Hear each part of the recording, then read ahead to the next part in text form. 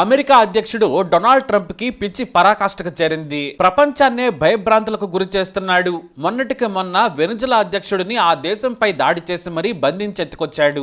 ఆ తర్వాత Colombia, Mexico, Cuba, ఇరాన్లకు ఇదే గతి పడుతుంది. తాము చెప్పినట్లు వినాల్సిందేనని హెచ్చరించాడు. అయితే ఆ దేశాల మీద ఓ కారణంతో హెచ్చరికలు పంపాడు. తమ దేశంలోకి డ్రగ్స్ ని ఎబ్బడి మొబ్బడిగా పంపుతున్నారని ముందుగా కొలంబియాని హెచ్చరించాడు. అయితే ఇప్పుడు ఏకంగా గ్రీన్లాండ్ మాకు కావాలంటున్నాడు. అదేదో చాక్లెట్ కావాలన్నట్టుగా తమకు అప్పగించకపోతే మిలిటరీ ఆపరేషన్ చేపట్టైనా స్వాధీనం చేసుకుంటామని హెచ్చరించాడు. దీంతో నాటో కూటమి షాక్ అయింది. యూరప్ మొత్తం కళ్ళు తేలేసింది. ట్రంప్ లాంటి సామ్రాజ్యవాది, విస్తరణవాది, పైగా తన మాట మీద తానే నిలబడని వ్యక్తిని ఎలా హ్యాండిల్ చేయాలో వారికి అర్థం కావడం లేదు. అసలు గ్రీన్లాండ్ ఎందుకు కావాలనుకుంటున్నాడో ట్రంప్ క్లియర్ గా చెప్పాడు. మాకు భద్రతా పరంగా గ్రీన్లాండ్ చాలా ముఖ్యం. రాబోయే 20 రోజుల్లో మీరే చూస్తారని డేట్ కూడా ఫిక్స్ చేసేశాడు. ట్రంప్ సలహాదారు స్టీఫెన్ ముల్లర్ అయితే మరో అడుగు ముందుకేశాడు. అసలు గ్రీన్లాండ్ డెన్మార్క్ దేనని గ్యారంటీ ఏంటని నిలదీశాడు. ఇది అమెరికా బలుపుకు పరాకాష్ట.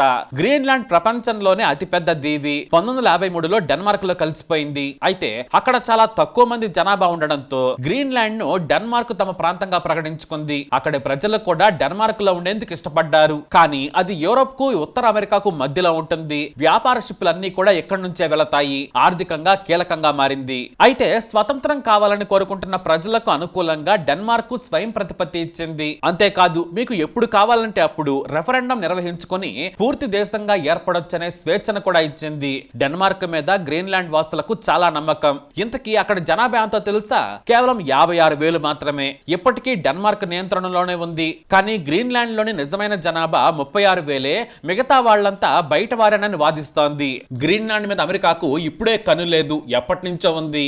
1946 నుంచి తమకు గ్రీన్లాండ్ కావాలని యుఎస్ కోరుతూ వస్తోంది. 1946లో నాటి అమెరికా అధ్యక్షుడు ట్రూమన్ కూడా గ్రీన్లాండ్ కోసం తాపత్రయపడ్డారు. ఎందుకంటే కోల్డ్ వార్ సమయంలో రష్యా అక్కడ మిలిటరీ బేస్ ఏర్పాటు చేసుకుంది. ఆ తర్వాత యూరోప్ ఒత్తిడితో తొలగించింది. కానీ రహస్యంగా డెన్మార్క్ ఆయన $1 బిలియన్ అమ్మాలని ప్రతిపాదించాడు. అధికారికంగా గ్రీన్లాండ్ ఆ దేశం కింద కూడా లేదు. కానీ సహజంగా డెన్మార్క్ తోనే సంబంధాలున్నాయి. డెన్మార్క్ ను కాదని గ్రీన్లాండ్ ను తీసుకోలేమని భావించారు. కానీ ఆ ఆఫర్ ను డెన్మార్క్ తిరస్కరించింది. ఎందుకంటే అది తనది కాదని, తనకు పూర్తిగా పట్టులేని గ్రీన్లాండ్ ను అమెరికాకు అమ్మటం అన్యాయం. పైగా అప్పటికక్కడ కేవలం 5,000 మందే నివసిస్తున్నారు. అయినా సరే అక్కడ ఒక్కరున్నా కూడా స్వేచ్ఛ ఉండాల్సిందేనని నాటి డెన్మార్క్ పాలకులు గొప్పగా ఆలోచించారు. కానీ ట్రంప్ కు మెదడు లేదు కదా, అదే ఇప్పుడు పెంట చేస్తోంది.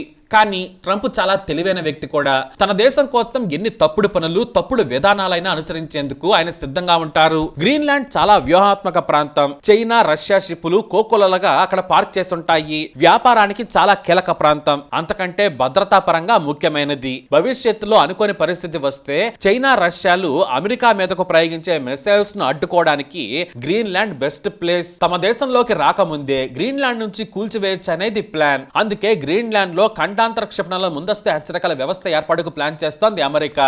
చైనా తమ దేశం మీదకు 100కు పైగా క్షిపణులను మోహరించి ఉంది. ఇది చాలా ఇబ్బందికరమైన విషయం. చైనా పద్ధతి మార్చుకోవాలని హెచ్చరించాడు ట్రంప్. ఇది మాత్రమే కాదు, రేర్ క్రిటికల్ మినరల్స్ తో పాటు సహజ వాయువు, ఇతర ఖనిజాలు గ్రీన్లాండ్ లో కోకొల్లలు. ఇంతవరకు ఎవరూ టచ్ కూడా చేయలేదు. పైగా క్రిటికల్ మినరల్స్ ను చైనా ఆపేస్తే అమెరికా కాళ్లబేరానికి వెళ్ళింది. ప్రపంచవ్యాప్తంగా చైనా గుత్తాధిపత్యం వహిస్తోంది. అది పోవాలన్న తమ రక్షణ పరిశోధనలకు, భవిష్యత్తు ఎలక్ట్రానిక్, మిలిటరీ, ఉపగ్రహ ప్రయోగాలకు అవి చాలా కీలకం. గ్రీన్లాండ్ చేతికొస్తే చైనాతో పని ఉండదనేది మరో కారణం. 54 క్రిటికల్ మినరల్స్ అపారంగా ఉన్నాయని అమెరికా గుర్తించింది. గ్రీన్లాండ్ గాని చిక్కితే ఏ దేశం మీద ఆధారపడాల్సిన అవసరం లేదు. ఇది కాకుండా చైనా పోలార్ సిల్క్ రోడ్డు పేరుతో యూరప్ నుంచి చైనా వరకు వ్యూహాత్మక వ్యాపార ప్రణాళికలు ప్రకటించింది. అంటే యూరప్ మొత్తం తన పట్టును విస్తరించేందుకు ప్లాన్ చేస్తోంది.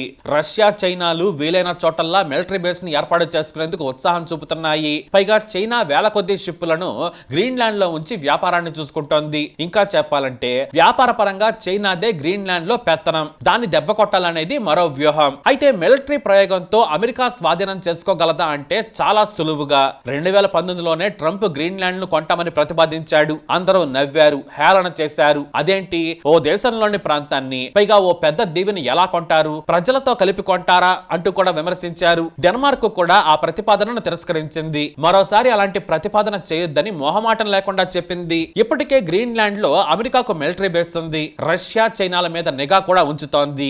డెన్మార్క్ అమెరికాతో సైనిక పొరుకు దిగినా నిలబడలేదు. కానీ నాటోలో డెన్మార్క్ ఓ సభ్య దేశం. ఓ నాటో దేశంపై మరో నాటో దేశం దాడి చేయొద్దనేది ప్రథమ నిబంధన.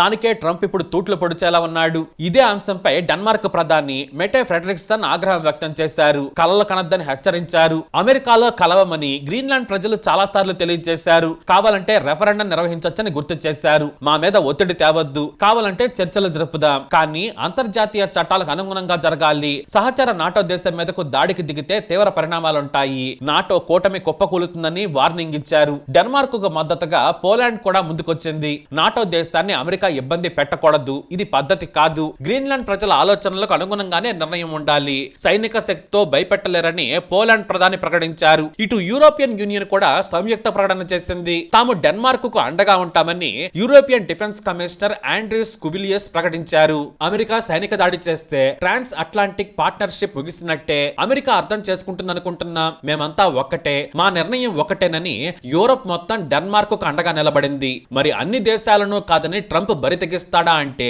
తెగించగలడు. ఎందుకంటే నాటోతో అతనికి పని లేదు. నాటోలో 17% మిలిటరీ ఖర్చు అమెరికానే భరిస్తోంది. తమ మద్దతు నాటో దేశాలకు కావాలి, వాళ్ళు వద్దనుకుంటే వాళ్ళిష్టం అనే తరహాలో ట్రంప్ మాట్లాడుతూ ఉన్నాడు. కాబట్టి రాబోయే కొద్ది రోజుల్లో ప్రపంచాన్ని షేక్ చేసే పనికి ట్రంప్ తెగబడచ్చు. రష్యా, చైనాలు మాత్రం అమెరికా విధానాలను తప్పుపడుతున్నాయి. ఇదే సమయంలో రష్యా ఉక్రెయిన్ మొత్తాన్ని ఆక్రమించుకోవచ్చు. మరోపక్క చైనా కన్నేసిన తైవాన్ ను కూడా మింగేయచ్చు. మొత్తానికి ప్రపంచ అస్థిరత అన్ని దేశాలను ఇబ్బందులకు గురి చేయొచ్చు. చివరకు మూడో ప్రపంచ యుద్ధానికి తెరలేపినా కూడా ఆశ్చర్యపడాల్సిన అవసరమే లేదు. అమెరికా 250వ స్వాతంత్ర దినోత్సవం నాటికి గ్రీన్లాండ్ లో అమెరికా జెండా ఎగరేయాలనేది ట్రంప్ ప్లాన్. మరి ఇది ఎంతవరకు వెళ్తుందో చూడాలి. మరి ట్రంప్ నిర్ణయాలపై మీరేమంటారు? మీ అభిప్రాయాన్ని కామెంట్ ద్వారా తెలియజేయండి. ఈ వీడియో అప్డేట్స్ కోసం మా ఛానల్ ఫాలో అవ్వండి. తప్పకుండా సబ్స్క్రైబ్ చేసుకోండి. Thank you, sir. You've named Governor Landry to be new special envoy to Greenland. Yeah. What do you see that role entailing, and is it still your intention that Greenland become part of the U.S.? He viewed Louisiana, the Louisiana Purchase. He said, "I'm governor of Louisiana," and he said, "I would love." I didn't call him; he called me. He's very proactive. He's a great guy. He's a deal guy. He's a deal maker type guy. And we need it for national protection. We need Greenland for national protection. They have a very small population. And I don't know, they say Denmark, but Denmark has spent no money. They have no military protection. If they say that Denmark was there 300 years ago or something with a boat, well, we were there with boats too, I'm sure. So we'll have to work it all out.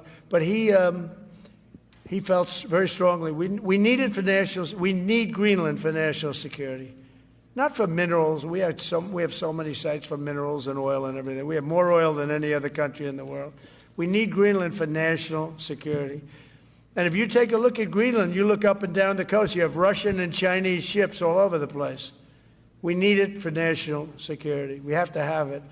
And he wanted to lead the charge. So we're making him, Marco, today, a special envoy to Greenland. Greenland's a big deal.